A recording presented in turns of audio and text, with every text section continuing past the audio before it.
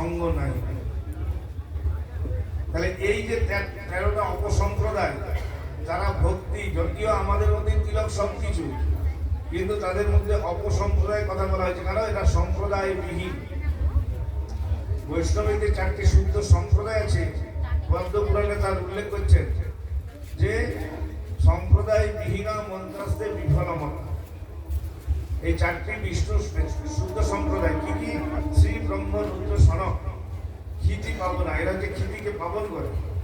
তাহলে এই 4টি শুদ্ধ সম্প্রদায়ের কাছ থেকে যদি আমরা হরিনাম দীক্ষা গ্রহণ করি এবং ভজন সাধন করি, তখন আমাদের প্রকৃত কল্যাণ হবে। বাদ বাকি যে 13টি অপসম্প্রদায়ের কথা বললেন, এই অপসম্প্রদায়ের কাছ থেকে হরিনাম দীক্ষা নিলে কিন্তু কোনো কালেই উন্নতি হবে না। কে বলে গেছেন? মহাপ্রভু বলে যাচ্ছেন। মহাপ্রভুকে রাধা ভাব, রাধাকান্তকে অঙ্গীকার করে স্বয়ং কৃষ্ণ চন্দ্র এসছেন এই কলিযুগে আমাদেরকে উদ্ধারের জন্য। কিন্তু আমরা নিজেরা যদি উদ্ধার হতে না চাই, কি আমাকে উদ্ধার করবে? আমারও তো মরজ থাকা দরকার, তাহলে ভগবান কি বলবো? এত হতে পারে। তাহলে এই অপসম্প্রদায়ের কথা বলা হলো। এখানে দেখা যাচ্ছে বর্তমানে কিছু কিছু গৌড়ীয় সাধু সেই অপসম্প্রদায়ের কবলে পড়েছে। ঠিক আছে, অপসম্প্রদায়ের কবলে পড়েছে কেন? যেমন বাবাজি সম্প্রদায়ের মধ্যে পড়ে যাচ্ছেন। তারা কি বলছেন? যে আমরা তোমাদেরকে সিদ্ধ প্রণালী দেব, সিদ্ধ প্রণালী। সে প্রসঙ্গে পূজ্যপাদ নারায়ণ গোস্বামী মহারাজ লিখেছিলেন একটি গ্রন্থ, সেখানে বলছেন সিদ্ধ প্রণালীকে আবার কিরকম। তিনি একটু রহস্য করে বলছেন কোন কুকারে সে সিদ্ধ হবে। कुकर की है ऐसा कौन सा कुकर है जिसमें जल्दी से सिद्ध हो जाएगा? लेमन की कुकर है जल्दी सिद्ध हो जाएगा। তাড়াতাড়ি সিদ্ধ প্রণালী লাগে না। সেখানে ভক্তিবিনোদ ঠাকুর লিখছেন কি, আমাদের এখানে সব ওই যে উপদেশাবলী লেখা রয়েছে, ওগুলো পড়তে হয়। কি বলছে? তবে অনেক জ্ঞান লাভ হবে। ওইগুলো ওই জন্য দেওয়া হয়েছে। ওই সিদ্ধ প্রণালী বলছেন ওইগুলো নয়, ভগবানের নাম কীর্তনের মাধ্যমে সিদ্ধতা প্রাপ্ত হতো। তখন মিশ্রকে মহাপ্রভু বলছেন সাধ্য সাধন তত্ত্ব যে কিছু সকল হরিনাম সংকীর্তনে মিলিবে সকল। কে বলছেন? মহাপ্রভু বলছেন। তাহলে মহাপ্রভু বেশি জানে না এই বাবাজিরা বেশি জানে? ভগবান বেশি জানে না বাবাজিরা বেশি জানে? কিছু বলে না। এই করতে করতে ঘুমিয়ে পড়বে, আওয়াজ দেবে না, ঘুমিয়ে পড়বে। তাহলে সাধ্য সাধন তত্ত্ব যে কিছু সকল, কিভাবে সাধন ভজন করব, সাধ্য বস্তু কি, কাকে করব, কিভাবে করব, লাইন কি, বলছে সাধ্য সাধন তত্ত্ব যা কিছু আছে হরিনাম সংকীর্তনে মিলিবে সকল। এই হরিনামের এমনই শক্তি, তার মাধ্যমে সব কিছু তুমি জানতে পারবে। অতএব শুদ্ধ বৈষ্ণব পরম্পরার মাধ্যমে আমাদের হরিভজন করতে হবে। আজকের আলোচ্য বিষয় হচ্ছে একাদশী সম্বন্ধে অল্প হবে, তারপরে বৈষ্ণব এবং বৈষ্ণব অপরাধ। আমি এখন শ্রীপাদ ধনপতি ব্রজবাসী প্রভুকে এই প্রসঙ্গে কিছু বলতে অনুরোধ জানাচ্ছি।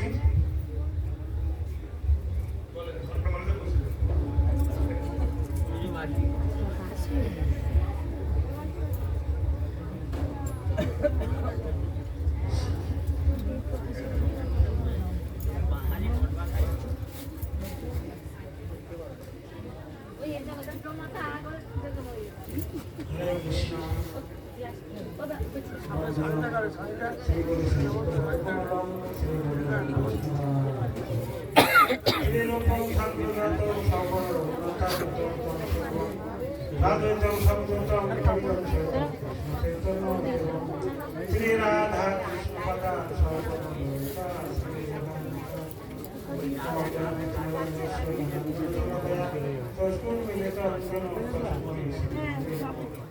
নম মহাবদানায় কৃষ্ণ প্রদায়তে কৃষ্ণ কৃষ্ণ চৈতন্য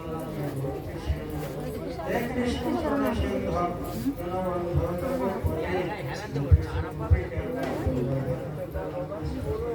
তত্ত্বকথন করবে রাধা গোবিন্দা রামেশ্বরী বিশ্বভান সুতে দেবী শ্রী কৃষ্ণ চৈতন্য প্রভু নিত্যানন্দ শিবদৈত্য গদাধর শিবদাকে হরে কৃষ্ণ কৃষ্ণ কৃষ্ণ হরে হরে হরে রাম রাম রাম হরে বৃন্দায় তুলসীতে প্রিয়াই কেশবস্য কৃষ্ণ ভক্তি মানসা কল্পভস্য বচন পতিতানাং বামনে ভোগস্তুতে প্রথমে কর্ম ভক্তিবেদান্ত পরিচালক গোস্বামী গুরু মহাদেব কারণ শাস্ত্র মহানন্দ উৎপত্তি ধর্মপতি তাহার হইতে করি অতঃপর মানুষের উপস্থিত পরিচালক গোস্বামী গুরু মঠ আচার্য প্রতিবাদ ভক্তিবেদান্ত পরমাত্ম গোস্বামী করছি। অতঃপর জীবন গুরু পরম্পরা বিভিন্ন মত এবং উপস্থিত বিভিন্ন দিক থেকে আবার হলো জীবন বিভাগ এবং উপস্থিত পশ্চিম মন্ডলী সাধারণ মাতৃমন্ডলী সকলের সামনে পূর্ণান্তি সকলের চৌদ্দকার আমাদের মহামহ আবির তিথি মহামহোৎসব পূর্ণিমা দ্বিতীয় দিবস সংকল্প দিবস, তারপর প্রথম দিবস গেল, আজকে হচ্ছে তৃতীয় দিবস। এই দিবসে আজকে আমরা তার সঙ্গে বিভিন্ন বছরের তুলনায় এখানে এবারে একটা উপলব্ধ শ্রী শ্রী গঞ্জলি মহাদ্বাদশী পালন করিবার সৌভাগ্য এখানে হচ্ছে। সে সম্বন্ধে কৃষ্ণমূর্তির কথা অনেক থাকলেও সে বিষয়ে আমার কোনো অভিজ্ঞতা নেই। তবু মঞ্চে উপস্থিত পরিচালক পূজ্যবাদী ভক্তিবন্ধ পরবর্তী মহারাজের আদেশ লক্ষ্য করলে বিচারকতা বলার প্রয়াস বলতে গিয়ে কোনো ত্রুটি বিচিত হয়ে থাকলে সকলেই এদেরকে নিরূপ সন্তানকে করিয়া এখানে বলেছে একাদশী তত্ত্ব সম্বন্ধে। একাদশী তিথি মানে ভক্তির তত্ত্বটা সম্পূর্ণ কর্মকাণ্ডের যে কর্মকাণ্ড ধর্ম দ্বারা ব্রহ্মাণ্ডের ভিতরেই তন্ত্রভূগণে ভিত্তি হয় সেই ধর্ম একটা এবং ভক্তি ধর্ম হচ্ছে তাহলে এই জগতে বিভিন্নটা আমরা সুখ ভোগ করব, তার জন্য পুণ্য আদি দরকার। আর ওই পুণ্যের সঙ্গে পাপ যে হবে তার জন্য আমাদের বিভিন্ন নরকাদি এই শাস্তি বিধান ভগবান করে রেখেছে। সেটা হচ্ছে কর্মকাণ্ডীয় ভক্তি বিমুখ ধর্মের বিষয়। এবারে ভক্তি তত্ত্ব হচ্ছে এই কর্মকাণ্ডকে বাদ দিয়ে বেদ বেদী বিচারে যাহা রয়েছে সেটাকে সম্মান জানিয়ে তার ঊর্ধ্বে আরো কিছু তত্ত্ব রয়েছে। সেটা হচ্ছে ঋষিকেন ঋষিকেশ সেবনম ভক্তির উচ্চতে, যে আমাদের সমস্ত ইন্দ্রিয়গণ দ্বারা যে সমস্ত আমরা ভোগবিলাসের প্রতি মত্ত হয়ে আসি সেই সমস্ত ইন্দ্রিয় সকলকে যেন আমরা ভগবত প্রতিবিধানের নিমিত্তেই আমরা সেটা সেবায় পরিণত করিয়া সেই কর্মটি করতে পারি, তখন সেই কর্মটা সেবা বৃত্তি। তাহলে সেবা বৃত্তির দ্বারা যে ভক্তি লাভের পন্থা প্রদান করেছেন তারা, সেই পন্থাটা আমরা অবলম্বন করিয়ে চলিব, সেটা একটা আনুগত্যের দরকার। কারণ আনুগত্য কর্মকাণ্ডীয় যত জ্ঞানবিধি বিচার ধর্মতে আসে সেটাকে আমরা বর্জন করিয়া আলাদা বাড়ি ঘর করতে পারব না, সেখানেই থাকতে হবে। তাহলে সেখানে গুরু বৈষ্ণবগণ যেভাবে আদেশ প্রদান করছেন সুশীলচন্দ্র পালন সাপেক্ষ, তাদের আনুগত্য স্বীকার করতে হবে। সেই প্রণালী গ্রহণের জন্য এখানে 4 সম্প্রদায়ের কথা উল্লেখ করেছে। এই 4 সম্প্রদায়ের মধ্যে কোনো এক সম্প্রদায় অবলম্বন হইয়া পরম্পরা ধারায় গুরু আশ্রিত হতে হবে এবং সেই নিয়ম অনুসারে আমাদের একাদশী ব্রতটি পালন করিলে তখন আমাদের কি হবে, ভক্তি লাভ হবে। ভক্তি জননী একাদশী তিথি, ভক্তি জননী। সেখানে একাদশী তিথি কিভাবে তার জন্ম হলো এই বৃত্তান্ত অনেক রয়েছে, তবুও সংক্ষেপ কথা ভগবান বলছেন আমি সব কিছুর মূল। তাহলে একাদশী তিথিটাও ভগবানের হয়েছে। একাদশী তিথির উপায়ে যেখানে নরতন্ত্রণা ভোগ করা তারা চিৎকার করছিলেন, তাদেরকে অব্যাহতি পাওয়ার জন্য একাদশী রূপা হয়েছে। তাহলে একাদশী রূপা হলেন তিনি হচ্ছেন মহিলা, মানে ভগবানের ওই রূপ ধারণ করলেন। এই জন্য একাদশী তিথি ওটা হচ্ছে ভক্তি জননী, মাতৃরূপ। তাহলে মাকে যদি আমরা সম্মান করিব, তাহলে তার সন্তানাদের ইচ্ছায় তিনি কৃপা প্রদান করিবেন। এই ভক্তি তত্ত্বটা সেটা ভক্তিপন্থ অবলম্বনকারী যারা রয়েছে তাদের আনুগত্য যদি করব, সেটা আমাদের ভক্তি লাভের পথ। আজকে সেই বিষয়ে আমরা এখানে যে আজকে যাদের অনুগত হয়ে করছি, সেখানে পূর্ণরূপে সেটা আমাদের পালিত হচ্ছে। তার সঙ্গে বেঙ্গলি মহাদর্শের কথা বলেছেন। এখানে স্বয়ং জগন্নাথ দাদন মহাজনের মধ্যে একজন, তিনি ভগবান আদিষ্ট হয়ে জমালয়ে জমপুরীতে সেখানে উনি বিচারাদি করছেন সুসিদ্ধান্ত সাধন করে।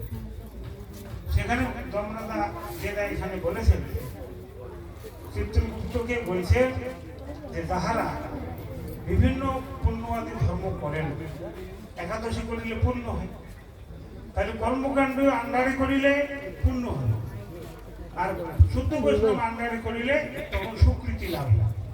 এই স্বীকৃতি লাভ হইতে হইতে তার ভক্তি তত্ত্ব যদি ভগবত কৃপা হয়, তখন তারা শুদ্ধ বৈষ্ণব পথ অবলম্বনের মাধ্যমে ফলপুর আসক্ত হতে পারেন। তখন তারা ব্রত আদি করছেন, তাদের ভক্তি লাভ হয়েছে। আর তাদের অনুগত হইয়া বিভিন্ন কর্মকাণ্ডের সেই পন্থায় যদি ব্রতটি পালন করেন, তখন তাদের স্বীকৃতি লাভ হয়। আর তাদের অনুগত বাদ দিয়ে বিভিন্ন ব্যক্তিগত বিষয় ধর্ম করিলে তখন তাদের পূর্ণ হচ্ছে।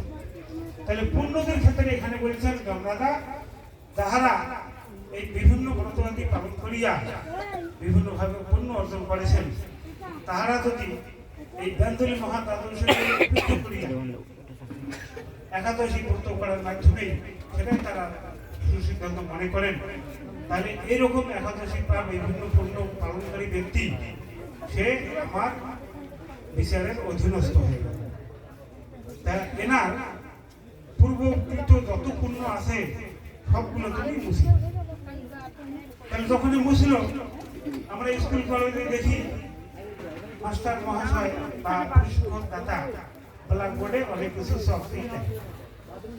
সেই চক দিয়ে লেখাগুলো বোঝানোর জন্য বিশেষভাবে আলোচনা করলো, তারপরে ওগুলো মুছিয়া আবার নতুন করে বোঝানো। তাহলে ওই রকম এত কিছু পূর্ণ করলো। এই 8টা যে মহাদ্বাদশী আছে তিথি বিশেষে, তার মধ্যে বিশেষ গুরুত্ব হচ্ছে বেঙ্গলি মহাদ্বাদশী, খুবই অধিক গুরুত্ব। তো এই সমস্ত ধর্ম পালন করিয়াও যদি বেঙ্গলি মহাদ্বাদশী কেটে গেল, তাহলে তার সমস্ত পূর্ণ তাহলে কি থাকলো ইকুয়াল সব পাপ। তাহলে পাপী দেবীর বিচারের জন্য তোমরা ওখানে রয়েছে।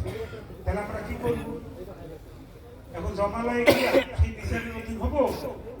তাহলে এবারে কি করিলে ভগবত ধাম থেকে প্রেরিত দূতগণ ভগবত দূতগণ আসিয়া সোনার রথে আদরের সহিত তাকে ভগবত ধামে নিয়ে যাবে। সেটা কি করিলে না সত্য বৈষ্ণব আনুগত্যে ভগবত হরিগুরু বৈষ্ণব সেবা করিলে সেটা তাদের জন্য সম্ভব।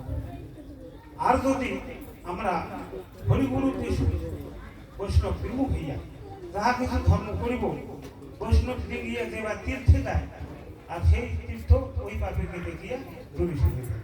তাহলে বৈষ্ণবের গুরুত্ব এখানে অধিক। তাহলে বৈষ্ণব দেখিয়া যদি আমরা কিছু করি, সেটাতে দেবগণ পিতৃগণ কেউই প্রসন্ন হচ্ছে। এই জন্য বলেছেন যে সাধু সঙ্গ করো এবং সংসার ধর্ম পালন করো। আস্তে আস্তে ক্রমান্বয়ে জীবতত্ত্বের শেষ সিদ্ধান্ত একমাত্র হরিবেদের পন্থা নামেই বা কেবলম এই পন্থায় প্রবেশ করা সম্ভব। কাজেই এখানে ব্যান্দরী মহাদর্শী তত্ত্ব সম্বন্ধে এটাই বলেছেন যে এই সমস্ত মহাদ্বাদশী উপস্থিত হইলে তখন একাদশীকে উপেক্ষা করিয়া সেই দ্বাদশী পালন করতে হবে। যেমন এখানে যদি কোনো মঠ থেকে কোনো সন্ন্যাসী এখানে আসে, তাকে বিশেষভাবে অতিথি সম্বোধন করতে হবে, এটাই গুরু বৈষ্ণবের আদেশ। তাহলে তাকে যদি ডিঙানো হয় সেখানে বৈষ্ণব অপরাধ হয়। তো সেই অপরাধ সম্বন্ধে কিছু বলেছেন। আমরা তো সরস্বতী গোস্বামী ঠাকুরের কথায় আমরা বলি যে এই জগতে গৌরী মঠসমূহ প্রতিষ্ঠাতা বিভিন্নভাবে হয়েছে, এটা একমাত্র ভক্তি সিদ্ধান্ত সরস্বতী গোস্বামী ঠাকুরই এটা স্থাপন করেছে। তার নীতি নির্ধারণ আদেশ আমরা মান্য করি।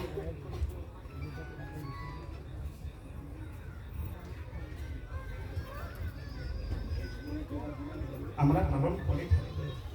সেই সমস্ত পালন না করার কারণে বলেছেন যে বৈষ্ণব বিশেষ করে গৌরীও অগৌরী হয়ে যাচ্ছে।